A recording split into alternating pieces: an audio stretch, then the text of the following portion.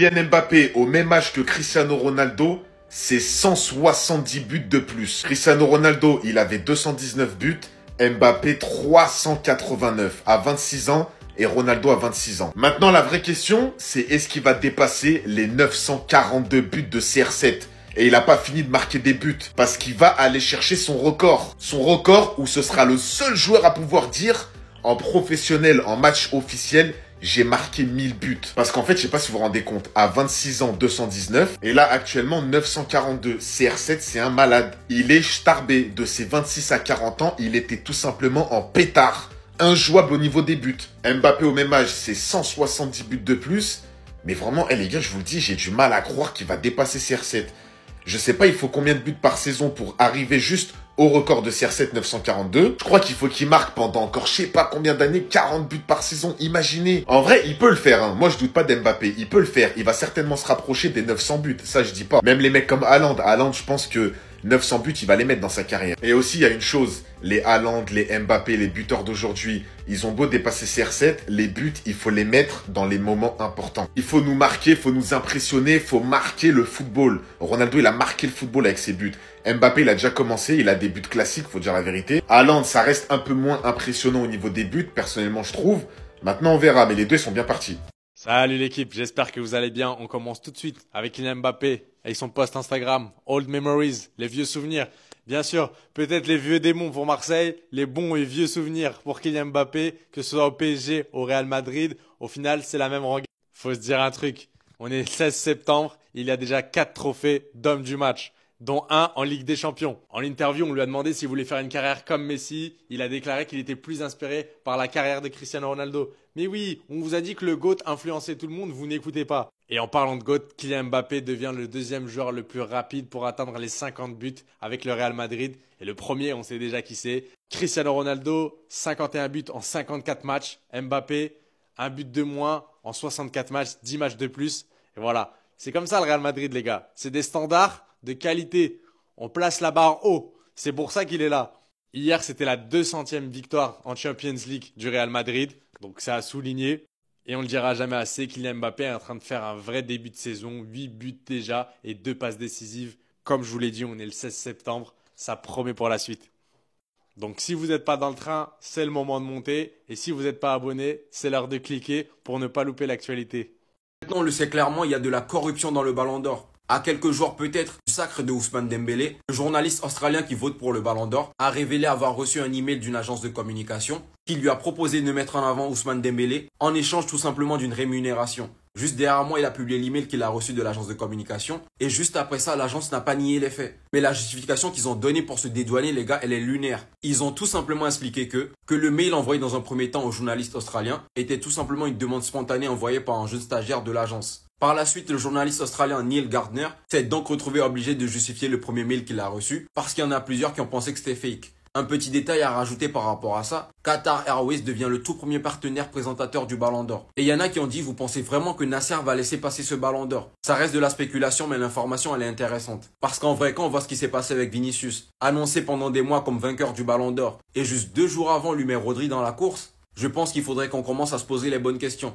Corruption ou pas, le mail il existe, et merci aux journalistes australiens d'avoir révélé ça. Vraiment une dinguerie ce qui vient de se passer dans l'affaire Negreira. Le fils de Negreira accuse le FC Barcelone et son père de corruption devant le juge. Les 7,5 millions que le Barça a payés pendant 17 ans ne concernaient pas des rapports et cela réfute donc la version de Laporta. En effet, selon Negreira, Barcelone a payé pour la neutralité des arbitres. Mais selon Laporta, encore une fois, Barcelone aurait uniquement payé pour des rapports. En plus de nous confirmer que l'argent n'était pas du tout pour des rapports, le fils de Negreira mentionne qu'il a reçu 60 000 € personnellement. Ce qui annule complètement la version de Laporta qui nous a bien mentionné que les paiements étaient uniquement pour des rapports. Malgré tout, le jugement dans cette affaire-là, elle reste en faveur du FC Barcelone parce que le juge a considéré que Barcelone, malgré les déclarations du fils de Negreira, ont remporté leur match sportivement et surtout grâce à leur propre mérite. Est-ce que vous pensez vraiment que le fils de Negreira a dit ça pour nuire au FC Barcelone? Ou est-ce que vous pensez que cet argent n'était vraiment pas du tout pour des rapports? Parce que Negreira l'a dit une fois et aujourd'hui c'est son fils. Barcelone n'aurait pas vraiment payé pour des rapports, mais pour avoir une parfaite neutralité des arbitres. Mais à partir du moment où tu es payé par un club pour de la neutralité, je me dis qu'à tout moment la barrière elle peut être cassée. Ma question est la suivante les gars, tu es rémunéré de la part du FC Barcelone, comment garder ta neutralité et comment être impartial?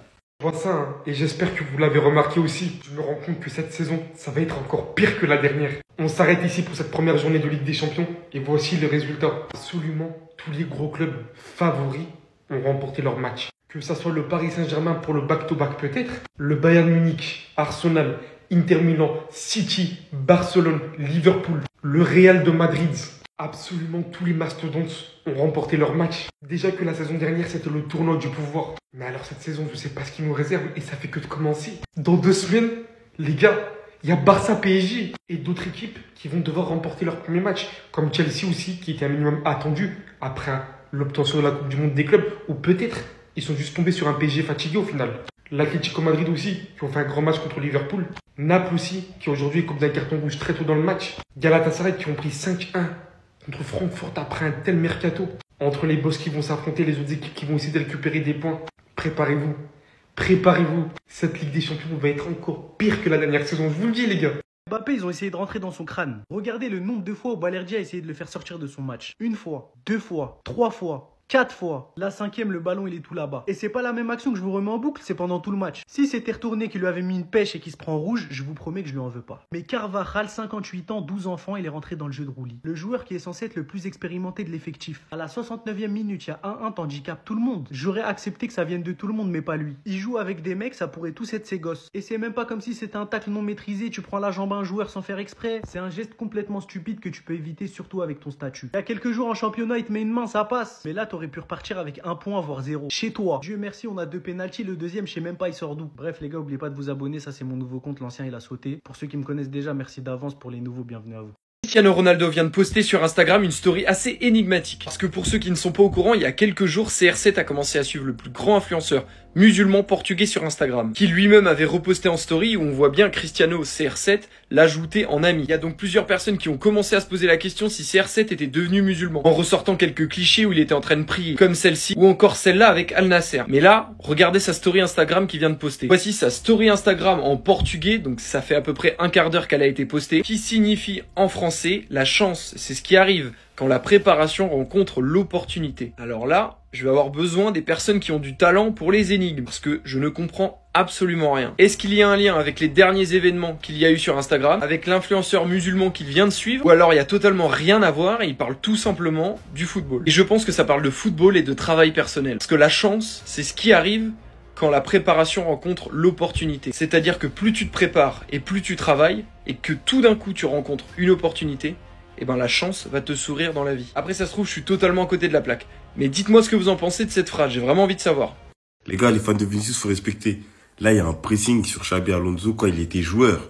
Maintenant, il est coach. Comme il a mis Vinicius sur le banc, les gens lui font un pressing pour lui dire que toi, d'abord, tu n'as jamais été un grand joueur. Là, moi, je vais vous dire la vérité. A raison de mettre Vinicius sur le banc. Voilà, fâchez-vous comme vous voulez. Pleurez, pleurez pas. Lui aussi qu'il pleure, qu'il ne pleure pas. C'est comme ça. Pourquoi j'ai du mal? Oui, il a donné pour le club.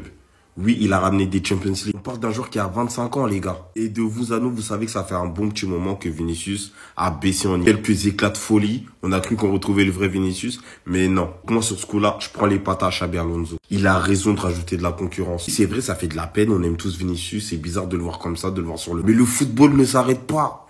Le football ne s'arrête pas. On a vu la preuve. Mbappé était la superstar du football. Personne ne pouvait parler avec Mbappé. Lamine Yamal est arrivé. Regardez maintenant. Le football ne s'arrête pas. Si toi, tu penses que tu peux te reposer parce que tu as fait ci, ça, frérot, réveille-toi. Ça continue. Ça continue. Les gens vont te juger. Ça veut dire que oui, il a fait beaucoup pour le club. Mais on doit s'arrêter là? Non. Surtout pas quand c'est le plus grand club du monde. Quand Vinicius va retrouver son niveau. Parce que je sais qu'il va retrouver. Je peux vous dire que Xabi Alonso aura eu un rôle là-dedans. En attendant, n'hésitez surtout pas à vous abonner. Toujours objectif Real Madrid. Faire notre première vidéo YouTube avec un joueur du Real. C'est vous qui donnez la force, les gars. C'est le duo madrilène, on donne la voix. Venez suivre.